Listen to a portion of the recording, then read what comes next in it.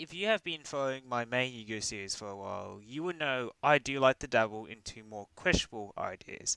I enjoy playing with decks, and I enjoy playing with gimmicky shit in normal decks even more.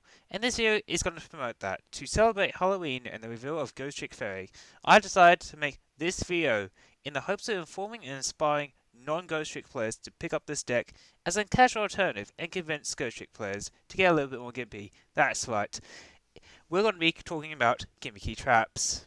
You know, as if that sounded a bit awkward. That's because I've been reading off a script. This part is unscripted, so let's just move on to the next part now. Oh, so if there's any weird cuts, this is because I'm pretty much recording each paragraph as a different clip. So yeah, sorry if it feels a bit jumpy in places. For max gimmick points, this video is purely going to focus on traps that can be used in Ghostricks to either great effect or just to fuck around. I'm also going to be avoiding the super obvious stuff like Magical Cylinder, the Metaphor series, and such. There may be some possible meta picks here and there, but I'm including them purely due to the fact that they're more recent, and it's possible some people do not know these cards' existence. Excluding those, the cards I'm mainly going to be talking about are the common pack filler stuff and super old stuff that most people probably wouldn't even give the light of day for. I've also tried all the cards I'm about to talk about within my 60 card Ghost Trick deck to see how it fits and synergizes in the deck. Also, if there's any new tech that gets released after this video's release that you think fits into the archetype, feel free to comment it below and I'll try it out and then, well, add it on into a comment chain. Now, without further ado, let's get trolling. Fumo Wave is the first one I want to bring up, since it will set the example of how gimmicky my choices are. This is really something that only works in cases where you are fighting a dark deck, but can have more usability in cases where you are using non-Ghostrick XYZ monsters, such as Acid Golem. I would only main this in cases where you are using Ghostricks purely as a rank 1 to 3 toolbox deck for some godforsaken reason, because you probably hate Gargars for no reason. This is really a side deck option with different attributes in the side deck to go with it. So spoiler warnings, but Half or Nothing isn't the last time you're going to see an attack reduction trap, yet alone a battle trap in this video. But out of all the attack reduction traps I'm about to talk about, this is probably one of the better ones when it comes to Ghostricks. My only problems with this card is your opponent has a choice to either reduce their attack or end their bear phase. They will probably go for their attack reduct all the time, unless you force their hand and risk losing LP by attacking an unknown phase down, because you don't have a field spell really. That's the only times it's applicable. At least when you have something like Angel out, they really don't have an option in the matter, unless their monster somehow has more attack than Angel's defense, even after being halved. Set Uppercut is a fun alternative to Ghostrick Break, while you are losing the double setup of Break. On top of its ability to be searched by Angel, Set Uppercut sets up other plays from deck or hand, effectively making it into a voter. You can run it by choice, but if you aren't playing to go for an Angel win, you could run this over Break. 1. Bye-bye damage is an interesting pick for this archetype, but it doesn't mean you're getting caught out. To apply its effect, you need a face-up monster in attack position, which usually means you're getting caught out, but at the same time, it's incredibly useful in those situations since it negates the battle, it protects your monster, and then it doubles the battle damage as effect damage. You can certainly use something like Dollar Hand to bait your opponent into activating it, but that would probably only work once. Use this in cases where you are playing against a deck that uses force aggro cards like Final Attack Orders. A Hero Emerges is practically useless in this deck since you are leaving it to your opponent to pick what card you could summon, and it's not in face down position when it's special summon.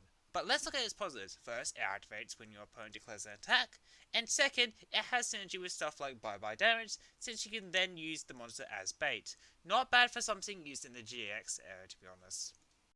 Miracle's Wake is only getting an honourable mention, as is another ult to break, with its only upsides being a little less restrictive in its activation conditions, and that's about it. Defense Draw should actually be a mandatory free off in all decks, but here we are talking about it in the context of Ghostricks. The fact it turns off battle damage from an attack and then turns it into a draw one isn't bad, especially since you will be getting direct hit a lot. So this is essentially a Jack or a Lantern without the summon, and it's pretty good for this deck. It gives you consistency, and, you know, negates battle damage. It does everything. When doing research for this video, I really wasn't expecting to talk about this card, but here we are talking about Draw Discharge. Draw Discharge is a fun punish card, which suits pretty well for Ghostricks, especially if you're going for that degenerate Wolf Burn. You players don't deserve to exist. It just lets you burn your opponent for rotoring, and they lose those cards because it's then banished. It's good in any Ghostrick build, but it really has a place in Wolfburn, because, you know, you hate yourself. Goddamn Wolfburn players. Punch in the box is not bad. Yes, it requires the opponent to control 2 monsters, but you can negate attack and then possibly dissuade the opponent from attacking with another monster, or at least lower the damage with a permanent attack reduction. Also, with that permanent attack reduction, you could also then make it easier for your monsters to beat over them if you can't flip it over. So it's really just useful when you're versing Link players. Heartfelt Appeal works best with Link players in mind. If you want to play Links and Ghostricks, Heartfelt Appeal is going to help you so much. Just letting you grab a monster from your opponent for 2 turns is enough room for you to at least make a Link free. And there's good generic Link frees, such as the Code Talker lineup. I personally recommend Decode Talker. And you are removing a monster from their board. The only problem is it only works on monsters with the highest defense, so you can't steal away, well, Link monsters, but, you know, you're still stealing away probably a valuable piece of their board. Ceasefire is a better Wolfburn, or Wolfburn follow-up, but at the cost you may not being able to flip them down, so it's best used as a finisher. Using it before that does leave your board way too open, so it's best used at 3, but if you set up right, that's an easy 3k of effect damage with just your side. It does have the potential to hit 6k, but that's in rare situations. So this is really just best used in cases where you're playing Wolfburn and you hate yourself because, you know, you're playing Wolfburn.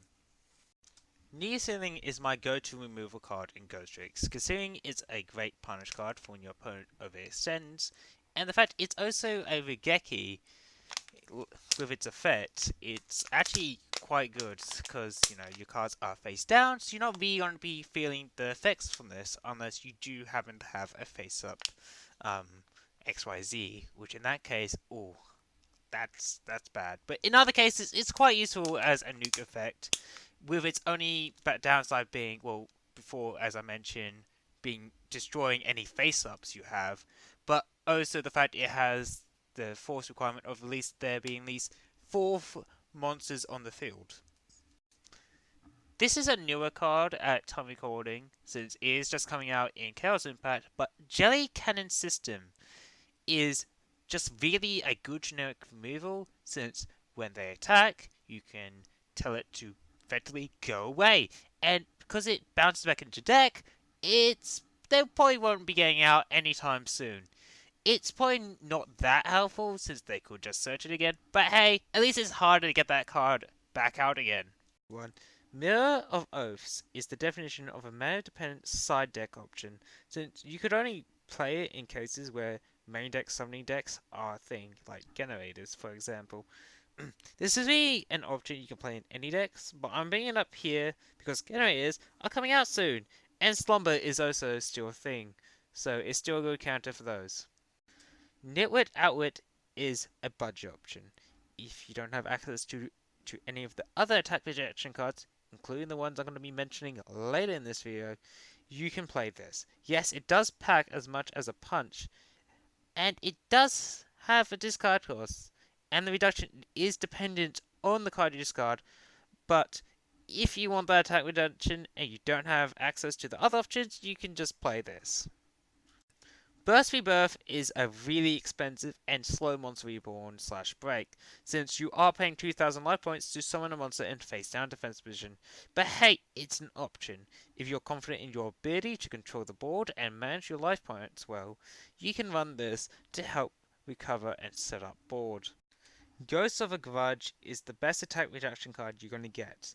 Yes, it's a little bit more geared to late game with its activation restriction, unless you are dueling a deck that mills or goes through its resources that fast, but it's such a strong effect, so running at 3 online and in real life if you can afford it.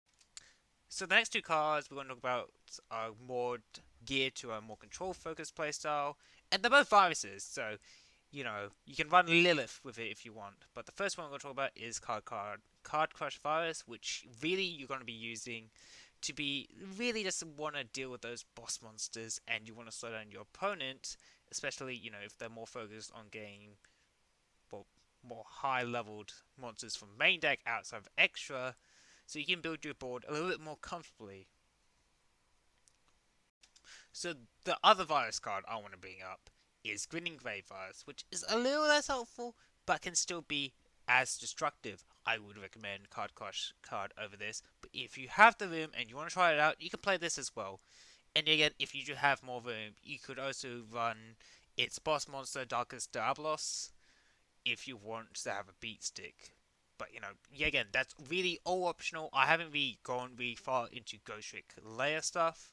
Maybe I will one day, but as at time of recording, I have not really gone into that. So you can go explore that territory and tell me how it was. So imagine living in a universe where Ghost of Grudge doesn't exist.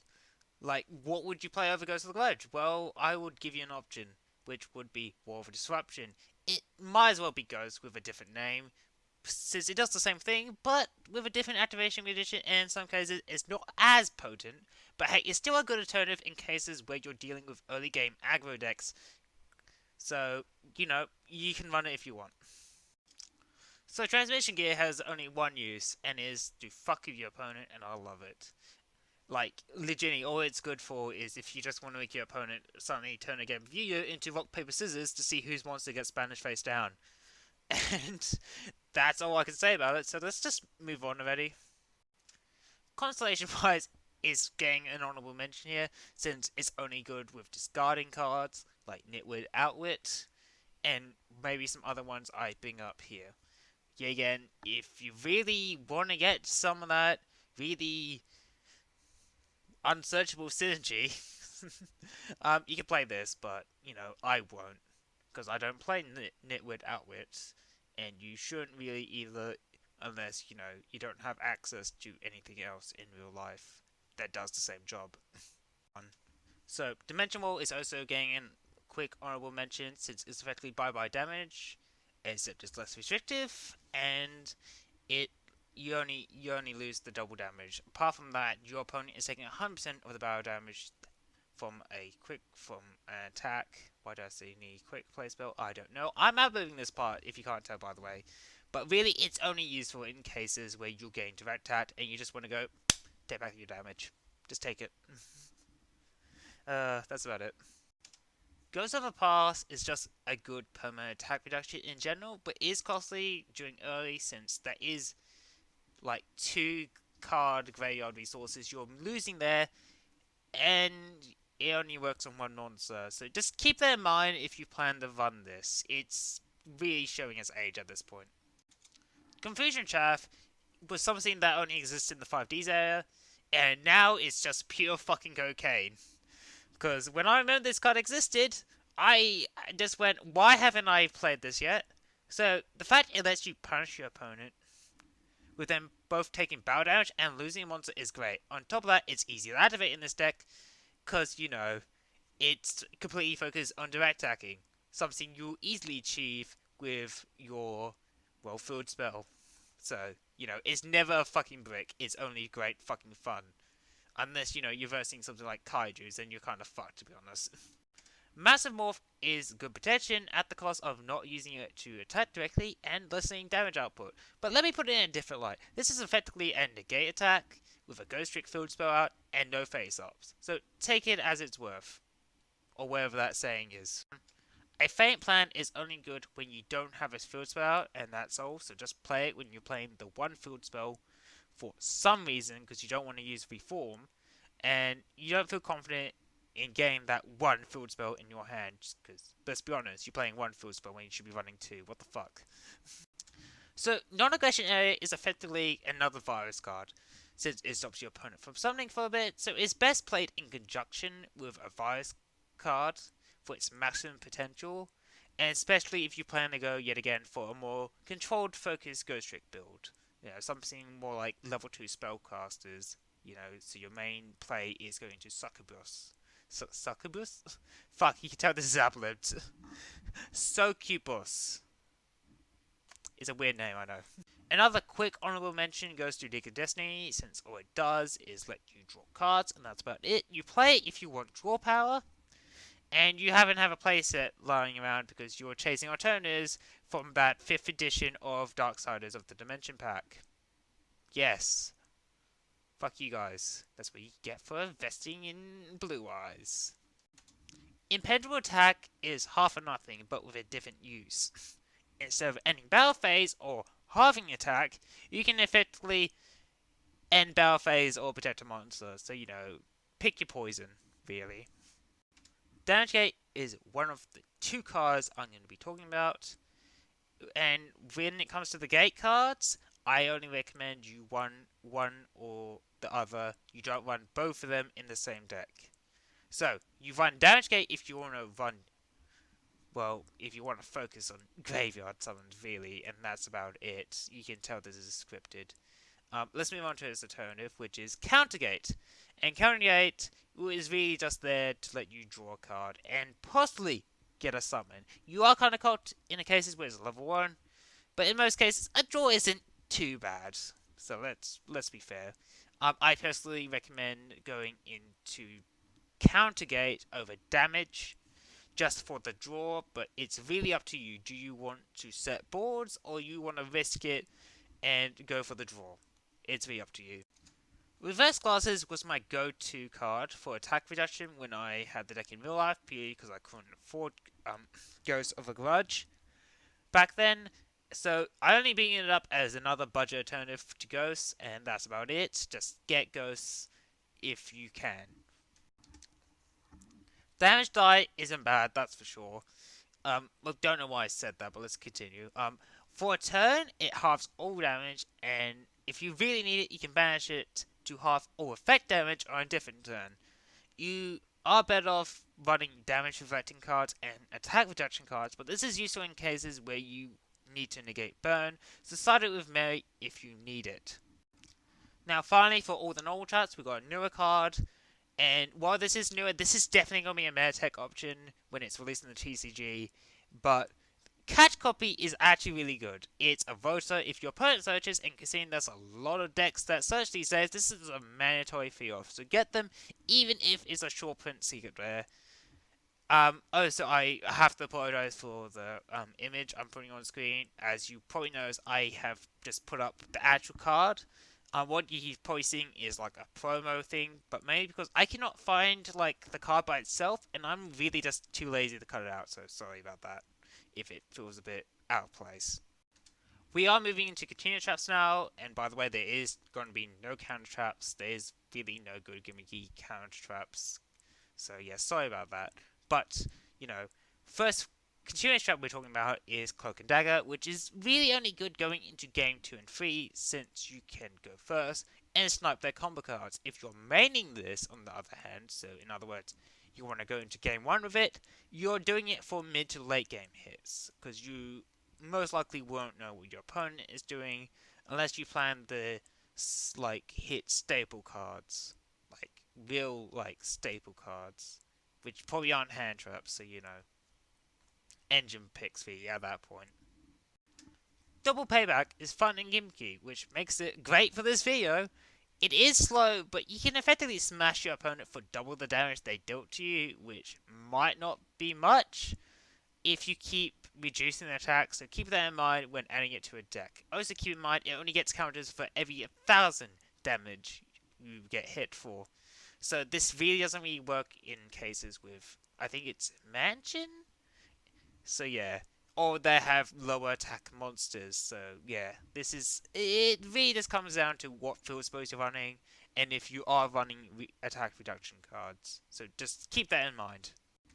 Soul Levy is another newer card coming out. In fact, it's coming out in Chaos Impact, so it's probably already out at time recording.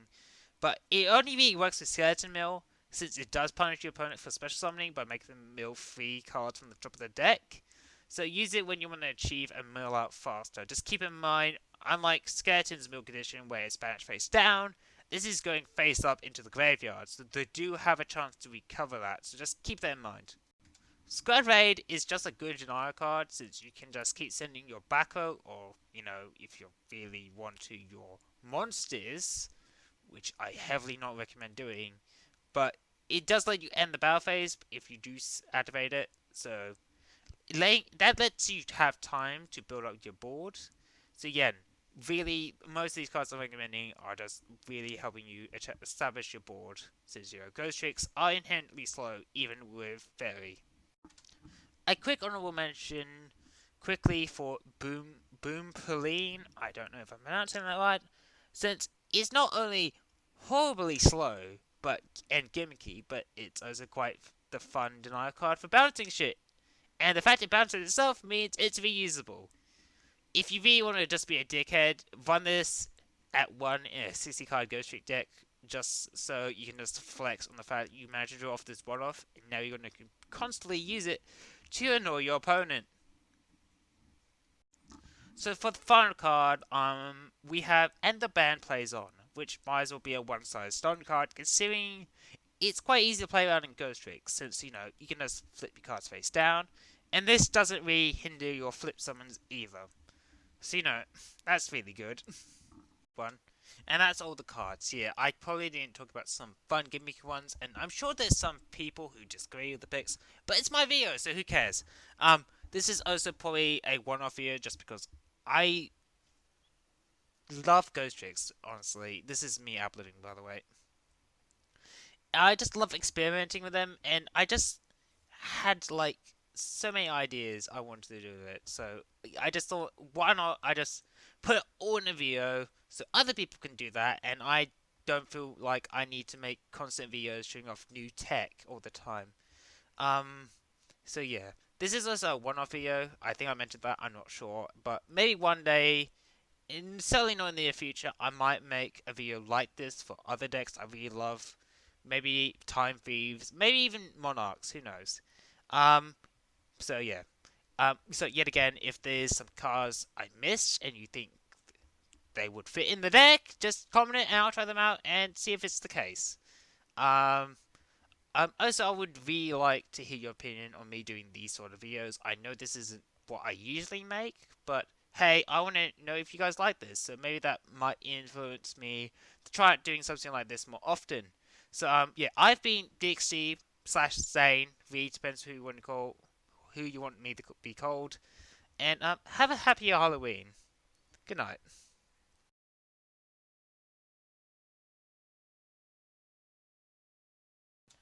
So I'm quickly bringing this up in post, but I didn't realize this until now.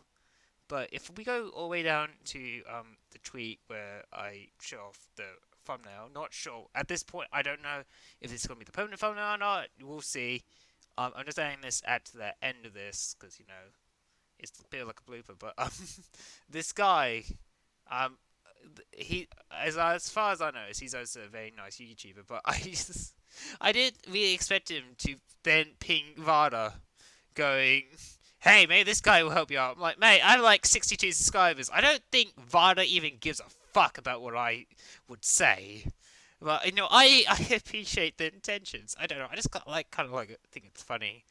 This like Vada opens up his Twitter feed, sees this mention, and goes, "Who the fuck is GXD? Is he like, who's this anime fucking weeb trying to be?" I don't know why that amuses me.